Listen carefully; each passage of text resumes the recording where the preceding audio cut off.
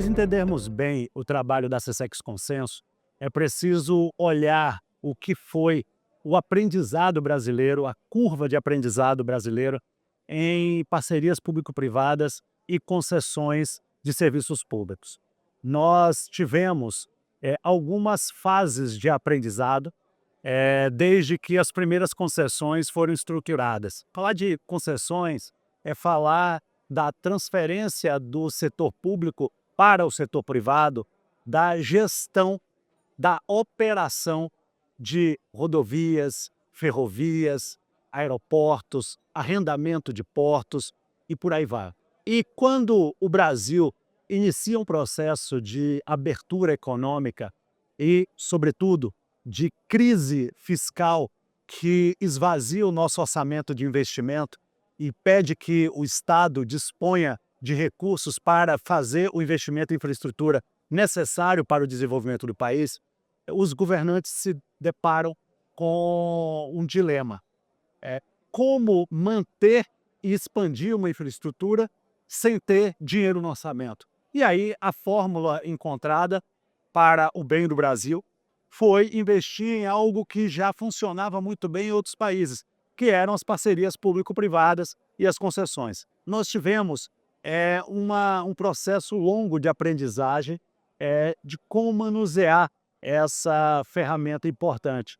E, como todo processo de aprendizagem, nós cometemos muitos erros, cometemos alguns acertos, e a grande verdade é que, passados 30 anos, nós agora estamos lidando de maneira satisfatória com esse instituto. Acontece que, nesse meio tempo, nós tivemos aí dezenas de contratos que foram assinados.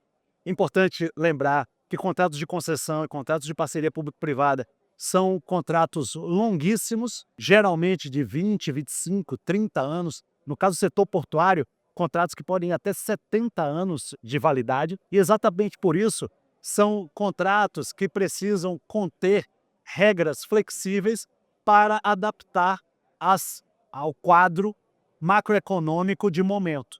Então, os contratos de concessão e contratos de parceria público-privada obrigatoriamente precisam ser flexíveis. E o que nós tivemos 30 anos atrás, 20 anos atrás, nessa curva de aprendizado, foi exatamente alguns erros típicos de quem não sabia estruturar adequadamente projetos, não sabia escrever adequadamente os contratos e não sabia dividir, compartilhar adequadamente as obrigações num contrato desse tipo. Porque se o contrato é de parceria, ele não é um contrato em que um manda e o outro obedece. É um contrato em que há simetria, há horizontalidade na relação jurídica entre o público e o privado.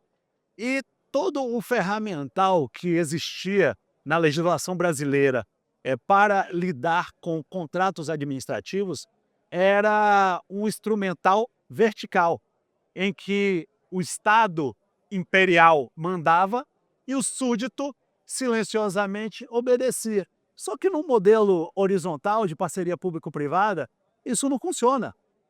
Porque se o privado foi convidado para operar uma infraestrutura, investir numa infraestrutura para melhorar o funcionamento da economia, permitir que o escoamento dos produtos brasileiros se dê de maneira mais efetiva e eficaz, é preciso tratar esse parceiro como parceiro e não como empregado, não como seu funcionário. Por isso, nós tivemos aí, nesses 30 anos, muitas dificuldades, porque o Estado insistia em tratar o parceiro privado como súdito, dando ordens, e isso evidentemente não funciona, porque no momento em que o contrato se desequilibra, ou o contrato, por conter amarras demais, ele deixa de responder às demandas da época, o que o parceiro privado faz é deixar de investir. E, infelizmente, quando o parceiro privado deixa de investir num contrato de 30 anos, o resultado visível um nível de serviço inferior ao que o usuário precisava e o que o setor produtivo do Brasil necessitava para que a nossa economia rodasse com uma pujança que nós precisamos. Então, nós tivemos esse pano de fundo e foi por compreender esse pano de fundo e por entender, porque pesquisei a respeito, estive na França, discuti com o meu par do Tribunal de Contas francês e do Conselho de Estado francês, como é que eles operavam essas concessões de infraestrutura, e nós descobrimos que a fórmula ideal para mitigar os conflitos e dar solução racional aos conflitos que surgem durante a execução de um contrato de 30 anos é criar uma câmara de mediação, um ambiente institucional, republicano, imparcial, em que as pessoas se sentam à mesa, expõem os problemas, revelam as suas planilhas, os seus números, e num debate franco, num debate sincero, chega-se, mediante concessões recíprocas, a um acordo que nenhuma das partes ganha tudo, mas encontra-se um denominador comum que faça sentido para os dois lados. Por que isso é importante? Porque a estrutura de fiscalização do Estado é muito poderosa. Nós temos agências reguladoras, nós temos o Ministério Público, nós temos o Tribunal de Contas da União, mas o usuário, no final do dia, ele não está interessado em saber se a empresa que opera uma rodovia foi multada e se pagou a multa. Ele quer que a rodovia esteja em boas condições, ele quer que a rodovia seja duplicada, ele quer que as passarelas sejam construídas, ele deseja que o anel viário que foi previsto no contrato seja construído, ele quer que a tarifa seja barata. É isso que o usuário deseja. Então, foi observando tudo isso que o tribunal, mediante proposta minha, criou essa importante secretaria que hoje todos conhecem, a SESEX Consenso, que é a Secretaria de Controle Externo de Solução Consensual e Prevenção de Conflitos, em que chama-se para uma mesma mesa o concessionário privado, a agência reguladora, o poder concedente, ou seja, o Ministério Setorial, e aí tem acesso à mesa também um auditor da Secretaria do TCU que fiscalizaria aquele contrato, portanto, é o olhar do controlador, e presidindo a mesa dos trabalhos, um outro auditor do TCU da Secretaria de Consenso, que é um auditor que eu brinco dizendo que os auditores são treinados para encontrar problemas. Só que nós tomamos o cuidado de capacitar alguns auditores para, além de enxergar problemas, também vislumbrarem as soluções.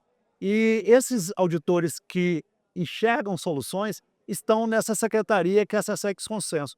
Então, a SESEX Consenso preside os trabalhos, existe uma mesa de negociação, o papel do auditor da área de fiscalização é apontar problemas nas cláusulas que estão sendo discutidas, e com isso o tribunal realiza uma espécie de controle concomitante, dando aquelas partes que estão na mesa. Observe que o tribunal não é parte, o tribunal é o mediador e o auditor da área de fiscalização é uma testemunha que está ali acompanhando se os termos do acordo são termos republicanos, são termos que atendem ao interesse público.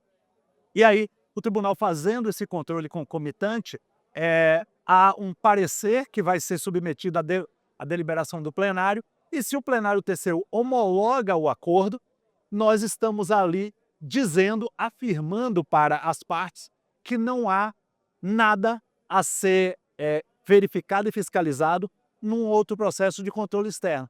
Portanto, a homologação significa o TCU dizendo, no momento presente, que as partes podem ficar tranquilas que nos próximos 2, 3, 4, 5 anos não vão ter surpresa. Qual é o ganho com isso? É um ganho de segurança jurídica. Com isso, você permite que o gestor público, que a agência reguladora proponham soluções inovadoras, e o tribunal, se entender que ali tem um problema, o tribunal fala na hora que tem um problema. Não espera o erro acontecer para dali a 5 anos apontar o dedo. Eu gosto também de usar uma alusão a isso, é esperar o doente morrer para fazer autópsia e saber quem foi o culpado. Não, nós simplesmente tratamos a doença, né? Se tem uma cláusula inadequada, o tribunal fala: olha, da forma que essa cláusula está, isso não atende interesse público. Vamos então alterar essa cláusula. Então, ali naquele momento, na mesa de negociação, e mediante um controle concomitante, tem-se a oportunidade de construir um contrato mais bem elaborado, com um olhar vigilante dos auditores do Tribunal de Contas e uma proposta que, ao fim e ao cabo, atenda ao interesse público e que resulte, a partir daí, num contrato otimizado que consiga performar de maneira satisfatória para o usuário, para o Estado e para a empresa concessionária.